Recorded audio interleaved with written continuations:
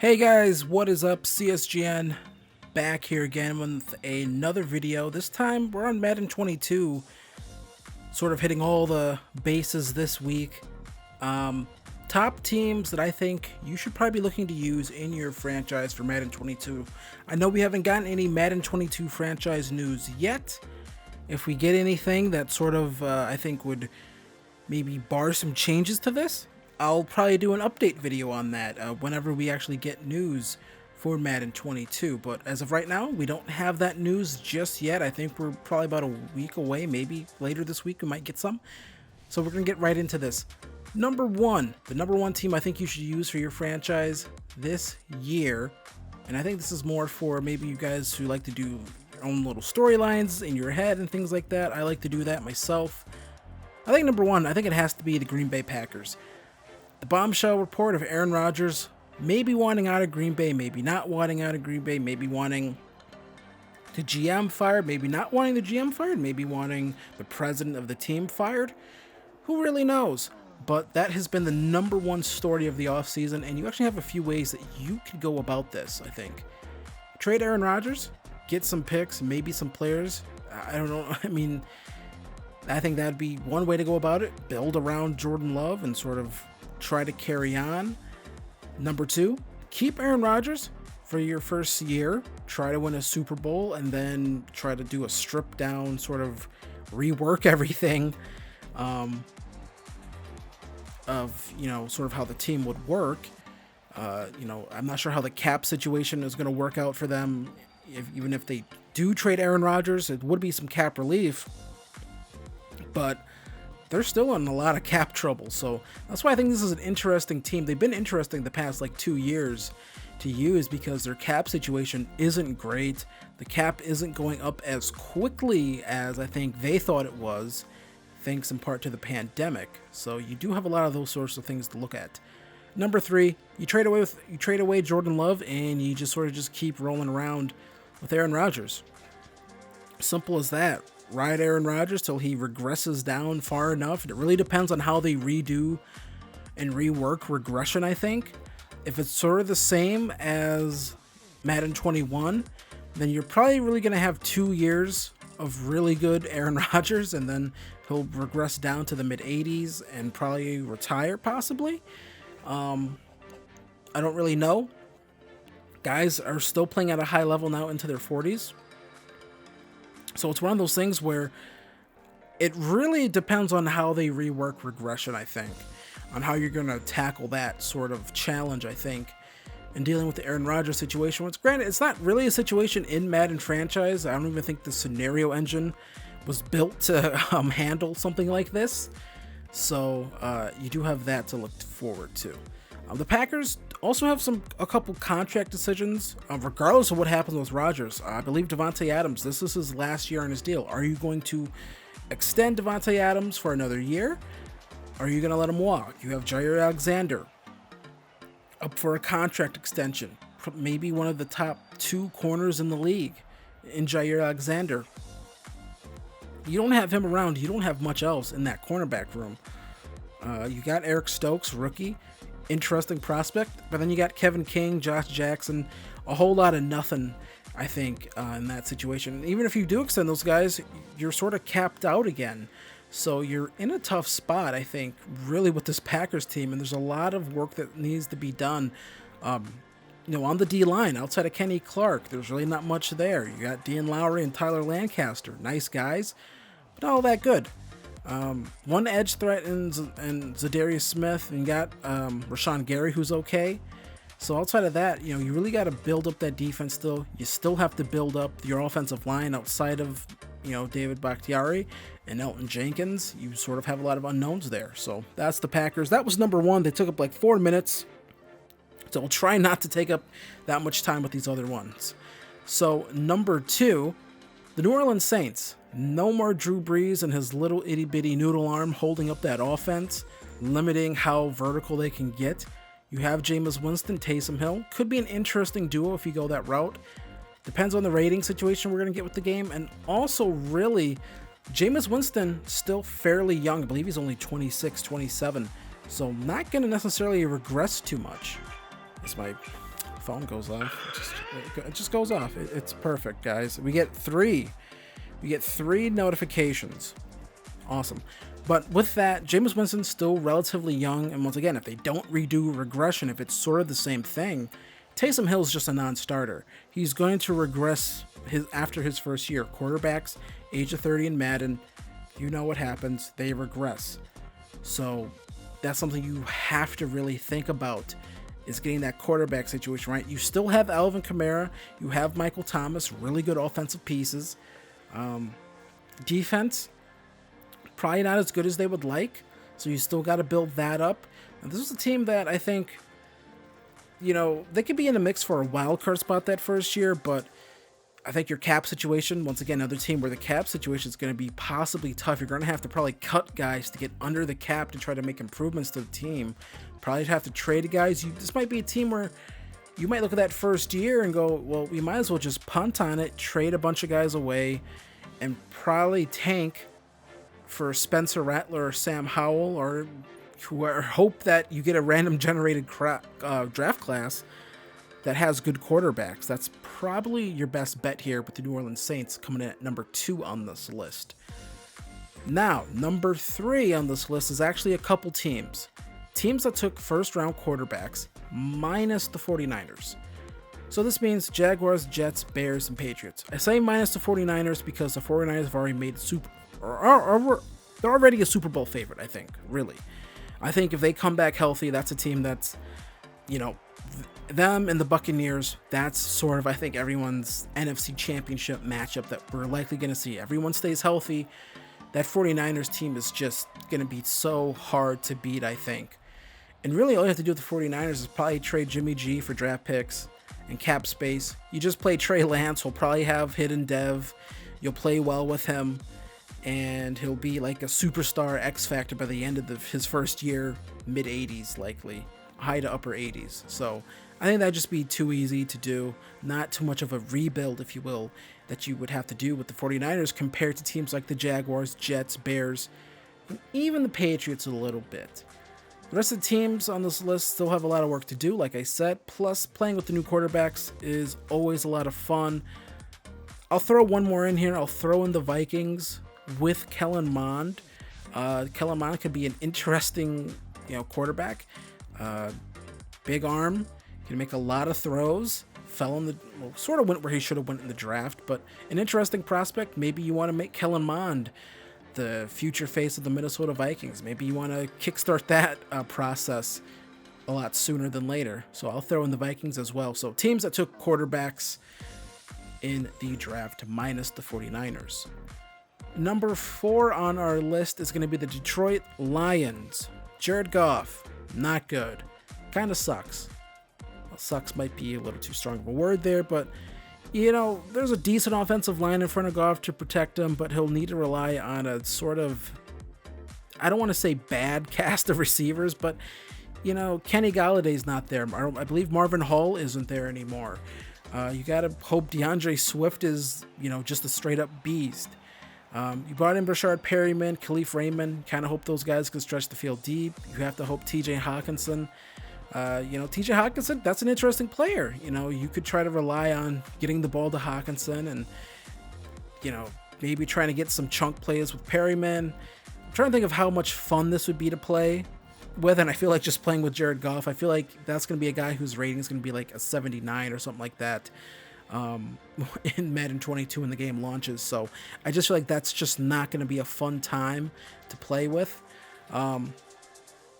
And I think this would be a tough rebuild. I think this is projected, if I'm correct, the Lions are projected to possibly be the worst team in the NFL this upcoming season. So you would be playing with a really bad team, not too much to build up, I think. You're sort of starting from square one again, despite the fact that, Dan Campbell, their new head coach, wants to bite people's kneecaps off and all this other stuff. Yeah, to win some games, you better bite some kneecaps off, because I think I think that's why he said that. It's like, that's how they're going to have to play. It's going to be ugly, I think. Really, I think this is going to be just a not fun team to play with. Offensively, there's just nothing in that receiving core that's interesting. Your quarterback isn't all that good. DeAndre Swift, nice running back, but some running back. It's not like he's, unless he turns into prime Adrian Peterson or something like that, I don't want to hear it, Defense, kind of interesting pieces. And the Aguirre brothers, you got Deshaun Hand, who's kind of good. John Pinacini, I just wanted to say Pinacini. And Jeff Okuda, so you got that. You're going to have a tough schedule your first year. So you'll probably be in for a long, tough season. Probably going to lose a lot of games. Probably won't win a lot of games. So that's number 4, the Detroit Lions. And number five on this list is going to be the Denver Broncos. The Denver Broncos have a lot of pluses, I think, for Madden. They always do. They're just it's just a cool team. You get to play in the AFC West. You get to play against Mahomes. You get to play in Vegas. You get to play against Justin Herbert. So you get those pluses. You always get to see those star players. That'll always be fun, seeing how their careers progress, those sorts of things. Also in Denver, you get the added plus of playing in every weather element. Sunny, cloudy, rainy, snowy. I always like those sorts of games. I always look forward to the snow games once you get later in the season. It's cold out and all the other good stuff. See the breath off the players. It's snowing. How the snow sort of gets spread around on the field, that sort of stuff. I always look forward to that. I know it sounds sort of small, but when I did the Raiders franchise, I got to be honest with you guys, it got really taxing sort of always playing in a dome where it was just sort of just the same every single game.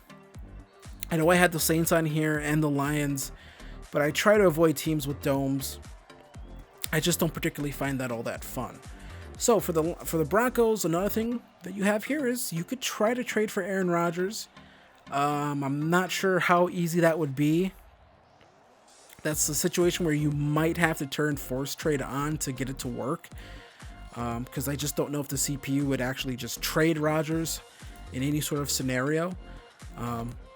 So that's something you would have to deal with. You got Drew Lock there, and I think that's sort of the problem. It's Drew Lock and Teddy Bridgewater at quarterback for you.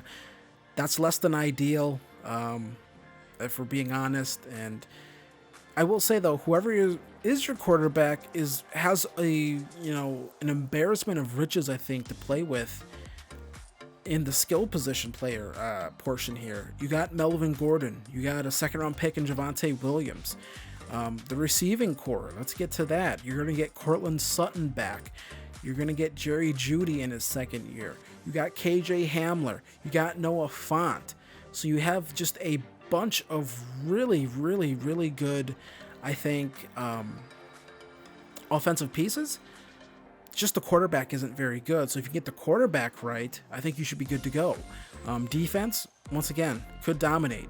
Could be a really good defense. It's all about finding the quarterback. So this could be another team where you're going to have a lot of ugly games, a lot of ugly, close, low-scoring games that are stressful to play because your quarterback isn't that good. You got Von Miller, you got Bradley Chubb, you got Patrick Surtain, you got Justin Simmons, maybe the best safety in the league, maybe top 2, I don't know. So you have some pieces there. The question is the quarterback good enough to win? And I think that's the real question for the Denver Broncos moving forward, and that's why they are my number 5 selection here. And for our number 6 team we're going to have here, this might be a little bonus one, it's going to be the Houston Texans. And simple fact, it's not a very good roster. They still like signing a bajillion running backs. Take a look at their roster, and it is just you got running backs, you got Phillip Lindsay, whatever. Take a look at this receiving core. It's, you got Brandon Cooks, good deep threat. Then you got Randall Cobb, who looks like he had nothing left. Kiki Kuti, and just a bunch of other guys that I'm just not all that excited about. Tight end doesn't look all that very good. You do got Laramie Tunsil, but that's, I don't like much else on that offensive line. You have nothing defensively, I feel, that's really of note, that I think you can really even write home about. Justin Reed's a good player, I think, and maybe that's kind of it. You know what I mean? You signed Christian Kirksey, whatever. I mean, it's just, yeah, I'm just not a fan of this defense. You lose J.J. Watt. You just have nothing else here that I think is worth your time. And then you take a look at the quarterback situation with them, and that's the thing that I think makes this really interesting is, I'm not 100% sure if Deshaun Watson will even be in Madden 22. Just barring that whole situation that he has going on. I don't believe he's been put on the commissioner's exempt list yet. I expect him to be put on that list at some point. I don't think he's going to play this season. Not while this is... You just can't... You can't have a guy like that playing. A guy with that going on playing. It's just something that you can't have. So you're likely going to be going into the season with Tyrod Taylor as your starting quarterback, and that is not ideal. Now you do have Davis Mills here, young quarterback out of Stanford, 22, was picked in the 3rd round. I don't know if that guy is ready to play. You got Jeff Driscoll on here as well, but apart from that, there's really nothing on this team that's all that interesting. Oh, thanks, T-Mobile. So that's our number 6 team, is just the Houston Texans, and I just don't know if that's a team that it's going to be very good. I think that's very much going to be a team that's going to be, looking to potentially be the team that's taking quarterback number 1 when we get to the draft in 2022. So I think that's a team that's just not very good. I think you got to suffer through that first year, but I think this will be a team that it will be a lot of fun to rebuild. I think it's just a straight up rebuild. I mean, it's done there in Houston. The run they were going to make with Deshaun Watson looks like that was over the minute they traded DeAndre Hopkins. I'm sure I said that. Looks like that was over then, and it looks like he, when that happened, Deshaun Watson's like, all right, well, I want the hell out of here. And then we had the masseuse thing break. So either way, he's not gonna. I don't think he's ever gonna suit up for the Houston Texans again. So, and once again, not even sure if he's gonna be in the game. That's a really tough thing for EA. They don't like putting. When a player has something like that going on, they don't like putting him in the game. It makes things just really awkward, and they'll probably just opt to just not have him. I'm sure there's some sorts of morality clause in the contract between the NFLPA and Electronic Arts. So it's one of those situations where they can just easily not put him in the game and just sort of be done with that. So I think that's what you're going to have to deal with. So you won't even get the opportunity to trade Deshaun unless, like I said, he's actually playing, but I don't think he will. So there's that. So that is the 6 teams that I think you should use for Madden 22 in your franchise.